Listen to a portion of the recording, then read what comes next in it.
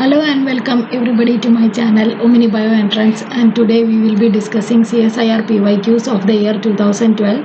I will be discussing the applied biology and methodology section. If you are new to my channel, please do like, share and subscribe. Coming to December 2012 question paper. For sustained expression of a transgene in the successive generation of a cell line in culture, the ideal gene transfer can be obtained using,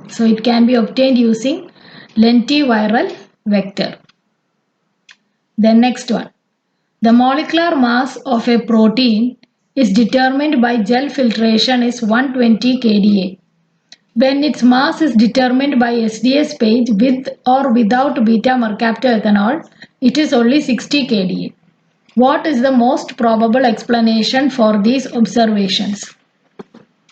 So, the molecular mass obtained after gel filtration is 120 kDa. And when you run an SDS page by adding mercaptoethanol or without adding mercaptoethanol, it is always 60 kDa. So, what is the most probable explanation for this observation they have asked? So, once when you read the question, you will think that it is a dimer of 60 kDa, but you cannot say it is a dimer because without beta mercaptoethanol also you are getting 60 kDa protein. So it should be a protein composed of two subunits having identical molecular mass. So the answer here is option 3, that is protein is most likely to be composed of two subunits having identical molecular mass. Answer is option 3. Next question. Mouse IgG is either left intact, left lane in A, B, C, D, or digested with papain or pepsin, or treated with beta mercaptoethanol and run on non-reducing SDS page and stained with cumasi blue. So they have taken IgG from the mouse. They have digested digested it with pepsin, papain, beta mercaptoethanol and then run on an SDS page and then stained with cumasi blue. Now these are the intact mouse IgG bands. This one 220 kDa in all the lanes. Then what they did, in a separate experiment, papain digested products are immunoblotted with anti-idiotypic monoclonal antibody. So after digestion also, they have run another experiment, that is the papain digested products, they were immunoblotted, that is Western blot was conducted using anti-idiotypic monoclonal antibody. Following profiles are attributed to each of these treatments. Which one? Now, if you see, this is IgG, mouse IgG. If it is digested with pepsin, you will get two fragments. One is the FAB2 100 kDa fragment and FC fragments.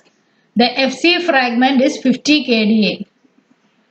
Now, if you digest antibody with papain, you will get 45 to 50 kDa Fab fragments and 50 kDa FC fragments. If you use beta mercaptoethanol, then you will get a heavy chain of 50 kDa and light chain of 25 kDa because the disulfide bonds will be broken.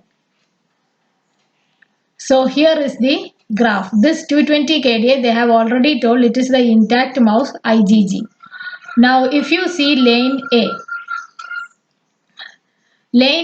it corresponds to pepsin digestion because you have got a 100 kDa fragment as well as a 50 kDa fragment. So it corresponds to pepsin digestion. If you see lane B, it corresponds to papain digestion. That is, you got 250 kDa fragments, Fab and FC. That corresponds to papain digestion. And C, you got 150 kDa and 125 kDa. So it corresponds to beta mercaptoethanol digestion. And D should be papain followed by anti-idiotypic immunoblot. Why? Because anti-idiotypic antibody portion, portion fragment, it contains the idiotype portion. That portion FAB portion, it contains the idiotype, and idiotype is found in the variable region of both heavy and light chains. So anti-idiotypic monoclonal antibody binds to the FAB fragment. So it is the papain digestion followed by anti-idiotypic immunoblot.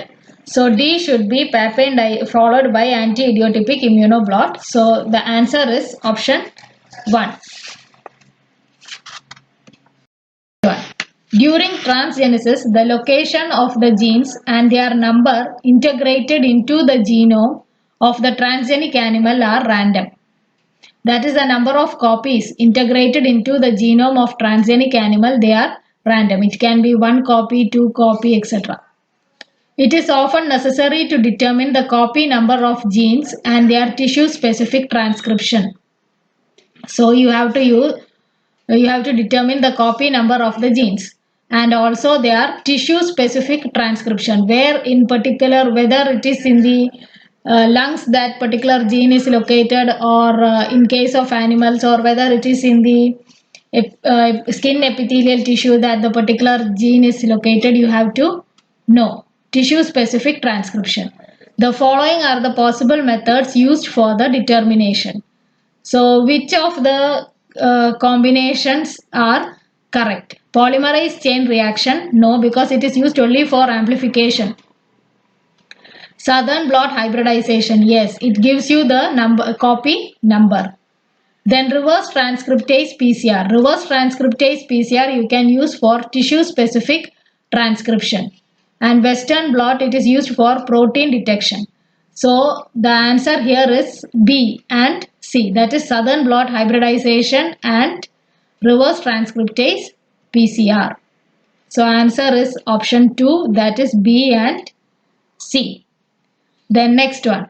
Agrobacterium tumefaciens, also known as natural genetic engineer, causes crown gall disease in plants. However, when the same bacteria are used to raise transgenic plants with improved agronomic traits, no such tumor disease is observed. This is due to, so agrobacterium, it is also known as natural genetic engineer and it causes crown gall disease in plants. This is because it is having the oncogenes which causes the crown gall tumor development in plants. So but when you use the same bacteria to raise transgenic plants in the laboratory, you do not see such tumor in the tumor disease is not observed. So they have asked why the tumor is not being observed for plants used for transgenic plants which uses Agrobacterium tumefaciens for transformation. So they have given certain statements. We will see what are they. VIR-D2 gene is mutated in the TI plasmid. Now VIR-D2 cannot be mutated in TI plasmid because it is needed for virulence. So that is not the correct answer. Then disarmed TI plasmid is generally used. Yes. We use for laboratory experiments, we use disarmed TI plasmid where the oncogenes have been removed. Heat shock during transformation destroy virulence. No heat shock treatment is given when we conduct laboratory experiment for transforming plants. So that is also not correct. Then oncogenes have been removed. That is correct. So options which are correct are B and D. So your answer is option 4. That is B and D. Then next one. In order to clone an eukaryotic gene in PBR322 plasmid vector, the desired gene fragment was produced by PST1 cleavage. So PBR322 plasmid, you have got two resistance gene, that is one is the tetracycline resistance gene and the other is the ampicillin resistance gene. Now PST1 site is present in the ampicillin resistant gene. So they have cloned the desired DNA fragment was produced by PST1 cleavage and incubated with PST digested PBR322. So they have digested PBR322 with PST1. So its ampicillin resistance gene has been disrupted. And into that site they have introduced a DNA fragment which is of interest, or gene of interest has been introduced into the PST1 digested PBR322. The mixture of ligated cells were used to transform E. coli and plasmid containing bacteria were selected by their growth in tetracycline containing medium. Which type of plasmids will be found? So here, after doing this cloning experiment, you transformed it with E. coli cells for obtaining the clones, and then the bacteria were selected by their growth in tetracycline containing medium. So they have asked, after isolation of the plasmid from these transformed E. coli cells, what and all types of plasmids you will get. So one will be your circular PBR322 plasmid, and it contains your gene of interest, and it will be resistant to only tetracycline but not ampicillin. Why? Because ampicillin gene has already been disrupted, and in the place of ampicillin gene, not in the place, in the ampicillin PST1 digestion region only, you have inserted your gene of interest. Then you will get a recircularized PBR322 resistant to both ampicillin and tetracycline. Once you do the ligation, it is not necessary that you should get all of the bacterial plasmids ligated with your gene of interest.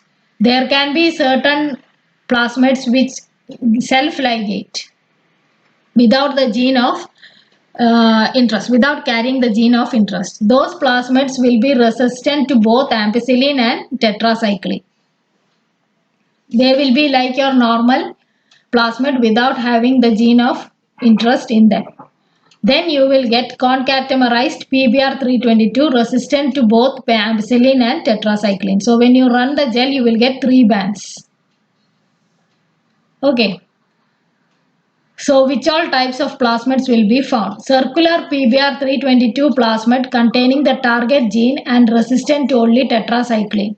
You will not get 100% ligated plasmid. I already told about that. Then circular PBR322 plasmid containing the target gene and resistant to tetracycline only, and recircularized PBR322 plasmid resistant to both ampicillin and tetracycline. Then circular PBR322 plasmid containing the target gene and resistant to only tetracycline. Yes. Recircularized PBR322 resistant to both ampicillin and tetracycline. Yes. As well as concatemerized PBR322 resistant to both ampicillin and tetracycline. So all these 3 plasmids will be found in the transformants.